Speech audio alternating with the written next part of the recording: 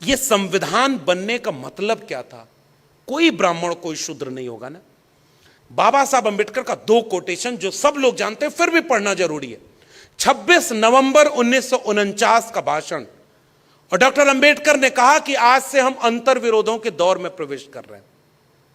हमने एक व्यक्ति एक वोट का अधिकार देकर राजनीतिक बराबरी तो दे दी, मगर यदि इस देश में सामाजिक और आर्थिक गैर बराबरी दूर नहीं हुई तो राजनीतिक बराबरी के कोई मायने नहीं निकलेंगे।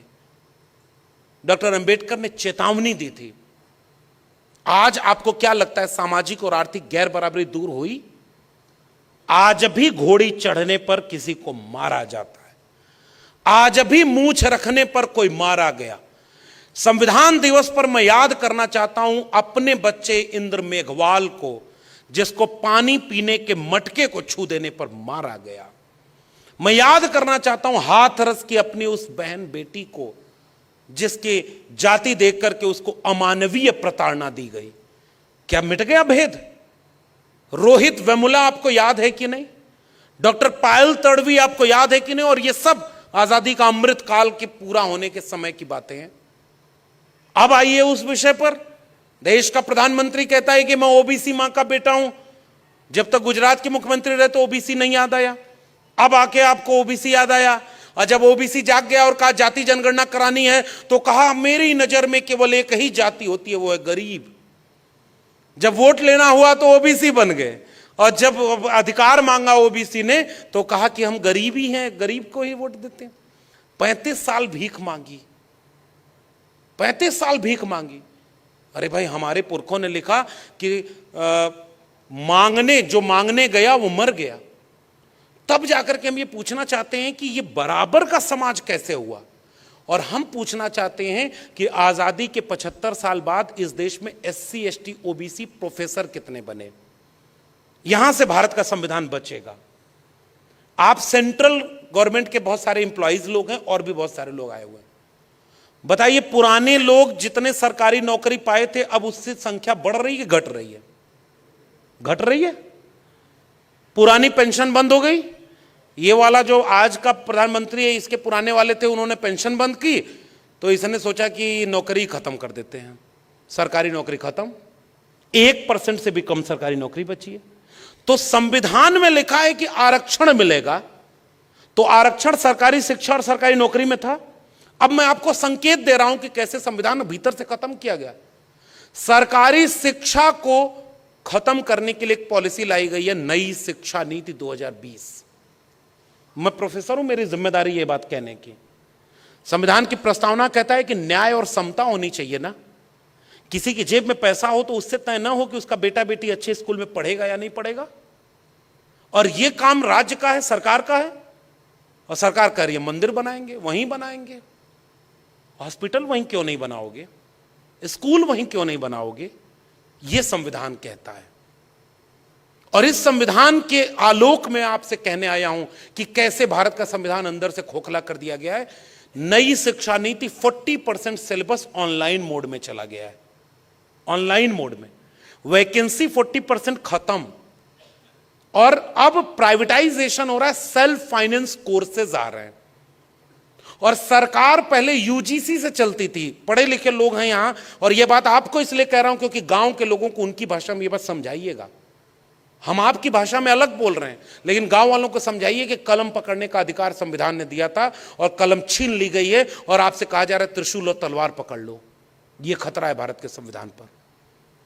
वो कह रहे हैं कि ऑनलाइन मोड में सिलेबस सेल्फ फाइनेंस बनेगा। सेल्फ फाइनेंस का मतलब समझ रहे हैं? अपने से वो खर्चा उठा ले। पहले इस देश में यूजीसी हुआ करती थी, यूनिवर्सिटी ग्रांट कमीशन। सरकार पैसा देती थी कि ताकि सरकारी शिक्षा मिले, गरीब, कमजोर, मजलूम, दलित, पिछड़े, आदिवासी, किसान, मजदूर के बच्चे भी अच्छे डीयू और जेएनयू में पढ़ें और अंबेडकर के वारिस बने। सरकार ने कहा कि अब पैसा हम नहीं देंगे, अब लोन देंगे। HEFA, higher education funding agency, agency सरकार की लोन देगी इंस्टीट्यूट को, और इंस्टीट्यूट को लोन वापस करना होगा।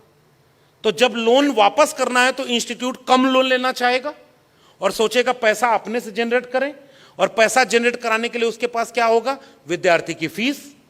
और फीस आज की डेट में 400% तक बढ़ गई।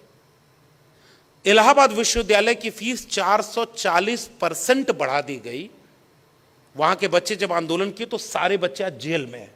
बताइए भारत का संविधान कहां बचा है? फीस 400%। और बताइए सबसे पहले शिक्षा से दूर कौन होगा? जिसको सबसे आखिर में शिक्षा मिलना शुरू हुई थी। सही कह रहा हूं, गलत कह रहा हूं?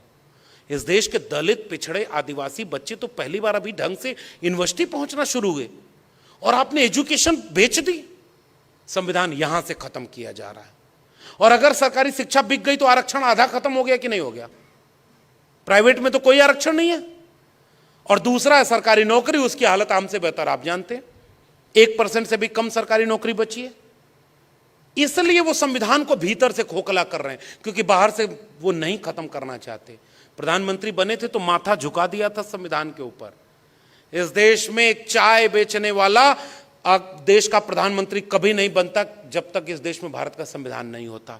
तो उसी संविधान को बदल दिए ताकि अगली बार कोई दूध बेचने वाला, कोई चाय बेचने वाला अगली बार देश का प्रधानमंत्री न बन पाए। यह खतरा है भारत के संविधान के ऊपर। बताइए सही कह रहा हूं, गलत कह रहा हूं? इलेक्शन कमीशन एक कमीशन हुआ करता था, भारत के संविधान में बना हुआ है। इन्फोर्समेंट डायरेक्टरेट यानी ईडी बनी है भारत के संविधान से। चीफ इलेक्शन कमीशन की नियुक्ति कैसे होगी? भारत के संविधान में लिखा हुआ है। और सारा नियम उन्होंने बदल दिया है। अब जहां चुनाव आता है तो उनकी पार्टी बाद में प्रचार करने जाती है, पहले उनका इलेक्शन डिपार्टमेंट पहले चला जाता है। ईडी, सीबीआई, विपक्ष के नेताओं को पकड़ो, जेल में डाल दो। संविधान कितना बचा है? ईवीएम से वोटिंग होती है। ईवीएम पर और ज्यादा बोलने का मतलब नहीं है। मशीन, दिमाग हैक कर लिया है, मशीन की बात ही छोड़िए। यह संविधान पर खतरा है।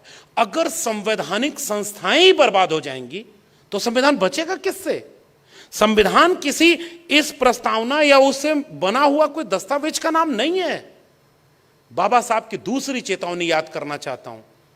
दुनिया का कोई भी संविधान कितना भी अच्छा क्यों ना हो, अगर उसे लागू करने वाले लोग अच्छे ना हुए तो वो संविधान कागज का पुलिंदा मात्र बनकर रह जाएगा। ये चेतावनी डॉक्टर अंबेडकर ने 26 नवंबर 1949 को इस देश को दे दी थी। संविधान कितना भी अच्छा क्यों ना हो। और डॉक्टर अंबेडकर ने तो यहां तक कह दिया था कि इसकी हालत यह है कि अगर मौका मिलेगा तो मैं ही इसको सबसे पहले नकार दूंगा। बोला था कि नहीं डॉक्टर अंबेडकर ने? इसलिए क्योंकि इसको लागू करने वाले लोग ठीक नहीं है। और आज संविधान खतरे में है। नागपुर के लोगों, हमें इस खतरे को गांव गांव तक पहुंचाना पड़ेगा, क्योंकि हमने संविधान का लाभ लिया है। आने वाली पीढ़ियां 25 साल बाद पूछेंगी कि तुम जब थे तो सरकारी नौकरी थी, तुम जब थे तो सरकारी शिक्षा थी, तुम जब थे तो संविधान जिंदा था, तुम हमारे लिए कौन सा भारत छोड़ के गए? उनका धर्म वाला राष्ट्र बनाने वाला। 24 का चुनाव आ रहा है और उन्होंने ये कह दिया है कि संविधान बदलेंगे। पता है कि नहीं? किसी और ने नहीं कहा।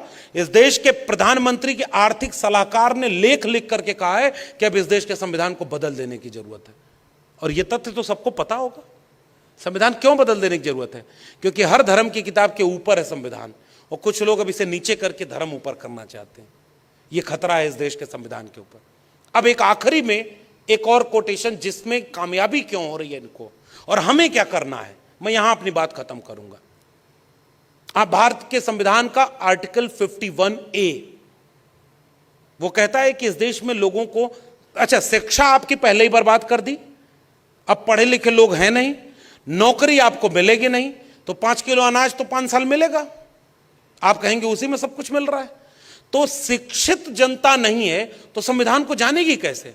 आज हमारे सामने ये चुनौती है। मैं अभी बस्तर गया था तो वहां के लोगों ने पतले पतले संविधान छपवाए थे, आसान भाषा में छपवाया था, और गांव में उसे बांटते हैं कि इस संविधान को पढ़ो, इसमें तुम्हें यह अधिकार मिला है।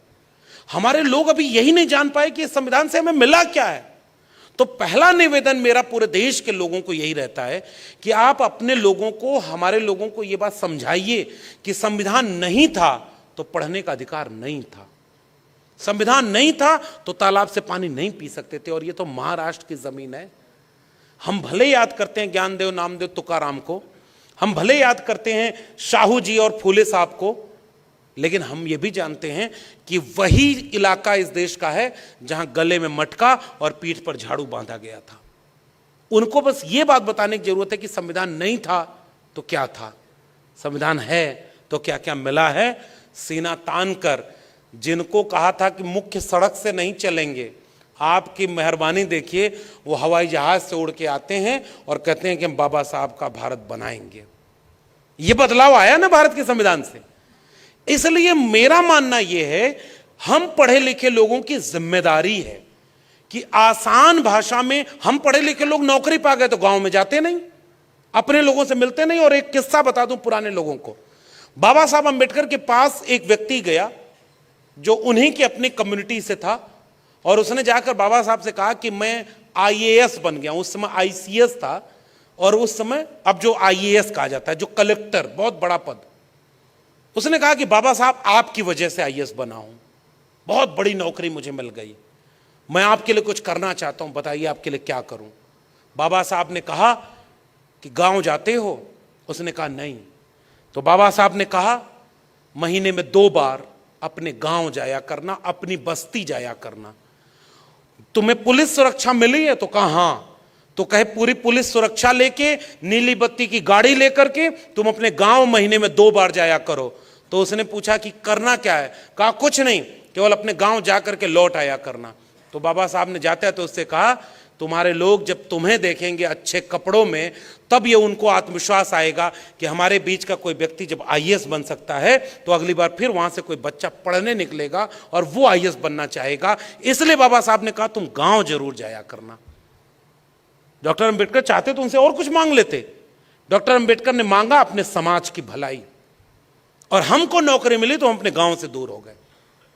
मैं तो वैसे भी ठेके पर प्रोफेसर हूं, आप जानते हैं कि नहीं, परमानेंट नहीं हूं, लेकिन इतना जोखिम केवल इसलिए उठाया हूं कि हमारे ऊपर कर्ज है इस कंधे पे। अगर हम इस चीज को निभा नहीं पाएंगे तो इसको कैसे हम कहेंगे कि हमारी जिम्मेदारी हमने निभाई। अब एक